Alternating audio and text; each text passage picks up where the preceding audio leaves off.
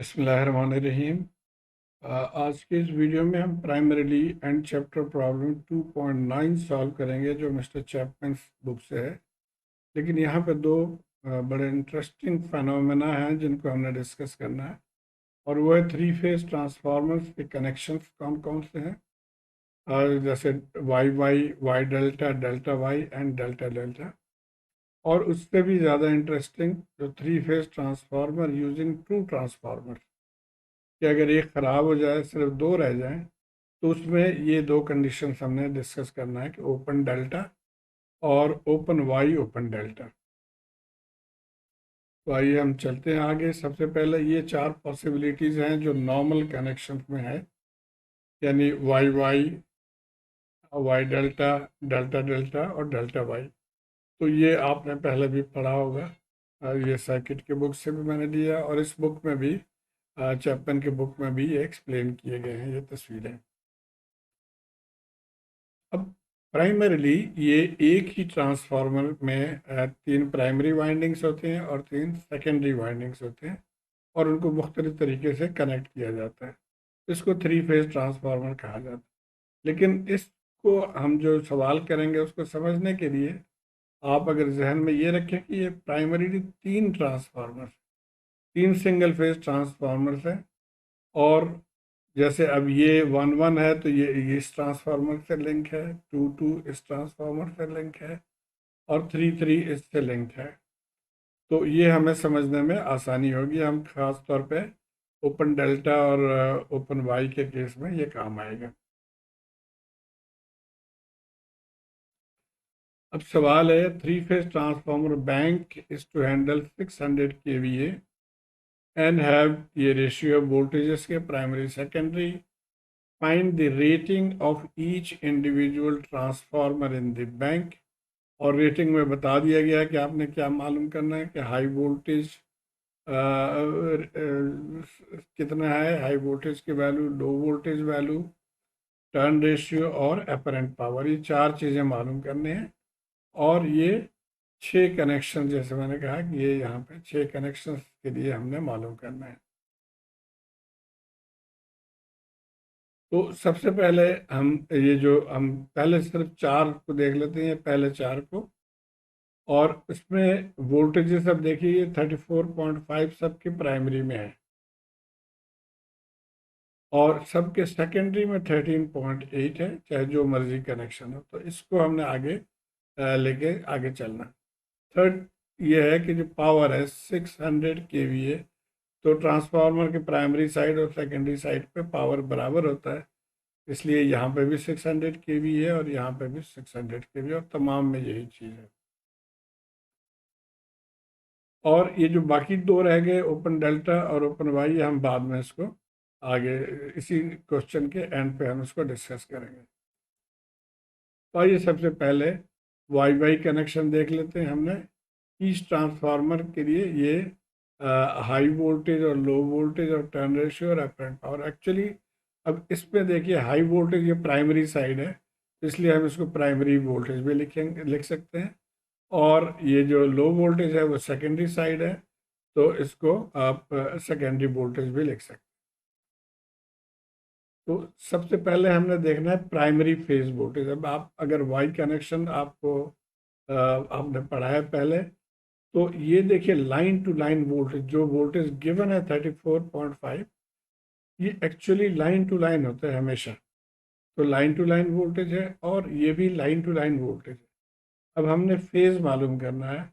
तो फेज और लाइन में रिलेशन ये होता है कि फेज वोल्टेज लाइन वोल्टेज से √3 टाइम्स लेस है। यानी लाइन वोल्टेज को √3 से हम डिवाइड कर देंगे, यानी 34.5 को √3 से डिवाइड करेंगे। तो फेज वोल्टेज यानी किसी एक फेज में, ये एक फेज है, ये एक फेज है, ये एक फेज है, तो उसमें 19.918 kV फेज वोल्टेज आ गया। और इसी तरह अब सेकेंडरी साइड में भी इसी, चूंकि वाई कनेक्शन है, तो सेम रूल अप्लाई है। VLS यानी ये लाइन टू लाइन वोल्टेज को √3 से डिवाइड करेंगे तो 7.967 kV आ गया। उसके बाद हमने अपेरेंट पावर, अभी अब जितने भी थ्री फेज ट्रांसफार्मर्स हैं कि ये टोटल पावर को आप 3 से डिवाइड करेंगे तो एक फेज का पावर आ जाता है। तो हमारे इस केस में अपरेंट पावर जो है वो 600 kVA divided by 3, so 200 kVA आ गया। अब एक और टर्न रेशियो रह गया, तो हम टर्न रेशियो को हमें पता है कि voltage, primary voltage divided by secondary voltage. Primary voltage यहाँ 34, सॉरी, जो हमने ये निकाला था 19.918, और सेकेंडरी वोल्टेज 7.96, तो ये रेशियो आ गया 2.5। तो ये चार पैरामीटर्स को अब हम टेबुलर फॉर्म में लिख सकते हैं। और वो क्या है, वाई वाई कनेक्शन के लिए प्राइमरी वोल्टेज 19.918 को उन्होंने मुख्तसर करके 19.9 लिख लिया। सेकेंडरी 7.96 की जगह 7.97 केवी लिख लिया। अपरेंट पावर 200 केवी, और टर्न रेशियो हो गया 2.5:1। तो ये हो गया फर्स्ट पार्ट ए। अब एग्जैक्टली सेम टेक्निक फॉलो करेंगे हम बाकियों के लिए। अब ये वाई डेल्टा कनेक्शन है, तो ये हमारा वाई सर्किट है और ये डेल्टा सर्किट है। अब यहाँ ये तो हम पहले अभी कर चुके हैं, तो इसमें वही हम फॉर्मूला यूज़ करेंगे प्राइमरी फेज वोल्टेज के लिए, लाइन डिवाइडेड बाई √3, तो ये हो गया 19.9। अब यहाँ पे देखना है, ये देखिए यही लाइन है और यही फेज है, यानी in case of a delta line voltage और फेज वोल्टेज सेम। देयरफॉर हम यहाँ से लिखेंगे कि V primary V phase secondary is equal to V line secondary is equal to 13.8। और पावर हमने वही वही चीज़ है कि जी 3 से डिवाइड कर दिया हमने, तो 200 kVA आ गया। टर्न रेशियो इन दोनों से हम निकाल लेंगे। टर्न रेशियो इन दोनों को डिवाइड करके 1.44। अब हम इसको भी टेबुलर फॉर्म में वाई डेल्टा को हम ये हमारा आ गया आंसर जो वाई डेल्टा कनेक्शन के लिए। ये देखिए 1.44 रेशियो 1। अब हम आ जाते हैं डेल्टा वाई में। अब ये है डेल्टा सर्किट और ये है वाई सर्किट। तो अब हमने डेल्टा का भी पढ़ लिया कैसे निकालते हैं, और वाई का भी पढ़ लिया। तो डेल्टा में क्या होता है कि जो लाइन टू लाइन है वही फेज है, और वाई में क्या होता है कि जो लाइन टू लाइन है उसको √3 से डिवाइड करते हैं। तो ये प्राइमरी साइड पे same voltage V phase primary is equal to V line primary is equal to 34.5 kV, और इसको √3 से डिवाइड करके हमने ले लिया, वही 7.967। पावर रिमेन सेम 200, और टर्न रेशियो जो है हमारा वही वीपी। अब ये चूँकि वैल्यूज़ डिफरेंट होंगे तो ये वैल्यू डिफरेंट होता जाएगा, तो 4.33 आ गया। अब हमने आंसर इसी तरह लिख लिया, ये आ गया, ये आ गया, टर्न ये आ गया। टर्न रेशियो अब यहाँ पे डिफरेंट हो गया, 4.33:1। और आखिरी जनाब इसका आ गया डेल्टा डेल्टा। तो डेल्टा डेल्टा भी हम आसानी से लिख सकते हैं, जो लाइन वोल्टेज है वही फेज वोल्टेज है दोनों साइडों पे।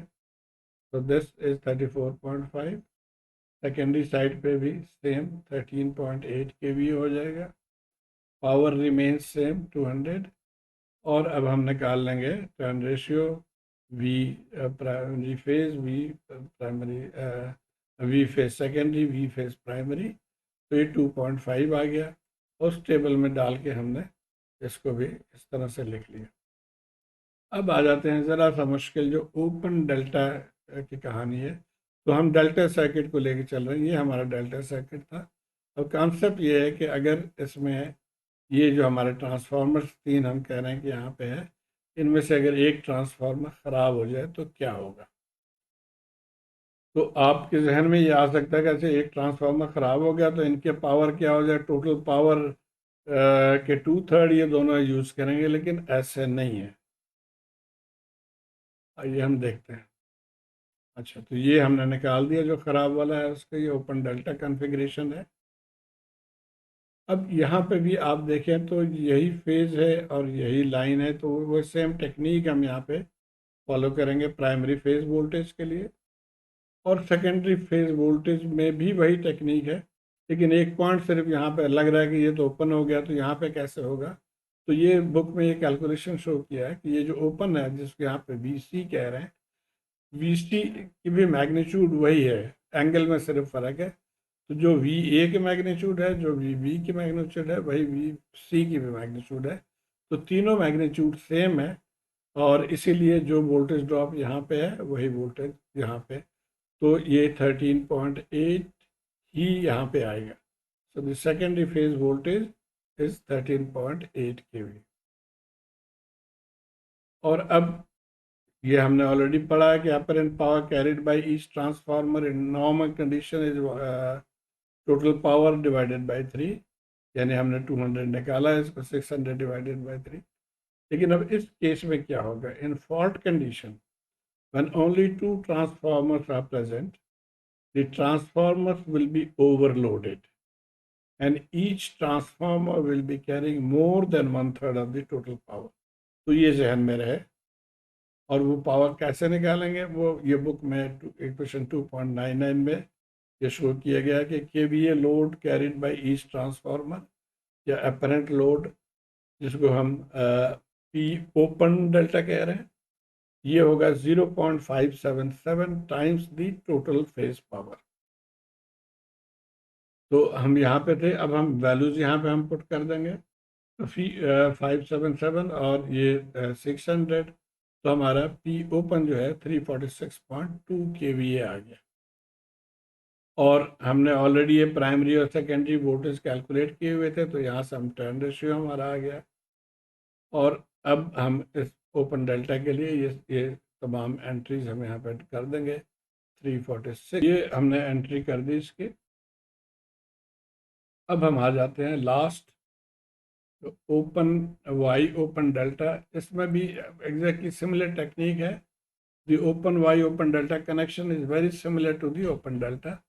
सिर्फ यहाँ पहले हम डेल्टा में ये ओपन था, अब यहाँ वाई में भी एक ट्रांसफार्मर यहाँ से उड़ गया, तो ये कनेक्शन बन गया। बाकी कैलकुलेशन सेम टेक्निक है कि अब हमने यहाँ पे ये हमारी लाइन टू लाइन वोल्टेज है, उससे फेज वोल्टेज निकाल लेंगे डिवाइडिंग बाई √3।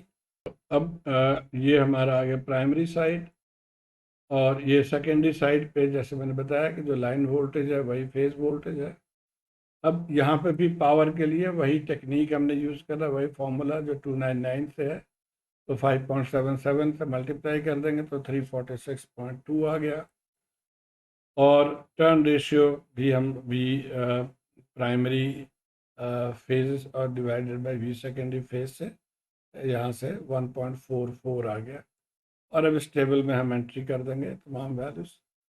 अब जब इनको हम समराइज करके देखेंगे तो कुछ इस तरह से नज़र आएगा, जो कि आपके सोल्यूशन मैनुअल में यही चीज़ दिया हुआ है। तो उम्मीद है आप इसको फॉलो कर पाए होंगे। शुक्रिया।